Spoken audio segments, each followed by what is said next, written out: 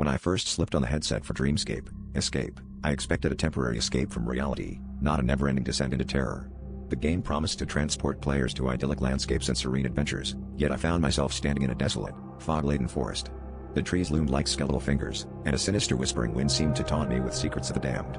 I convinced myself it was all part of the game's immersive horror level, but as the cold crept under my skin, I realized there was no pause button, no exit menu, just the oppressive weight of being watched.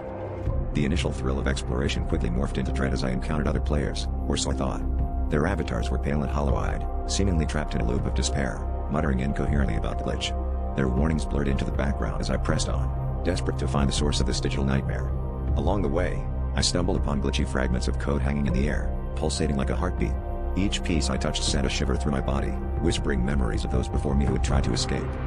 As the sun set, plunging the forest into darkness, the whispers grew louder, more urgent. Shadows danced and twisted, forming grotesque shapes that encircled me. I ran, heart pounding, until I reached a clearing where a lone, ancient computer stood, flickering with an unnatural glow. The screen displayed a countdown, and I realized with horror that it was ticking away the time I had left to solve the puzzle and escape. Frantically typing, I pieced together the forgotten code, each keystroke echoing like a scream in the void. Just as the countdown neared zero, the world around me began to disintegrate.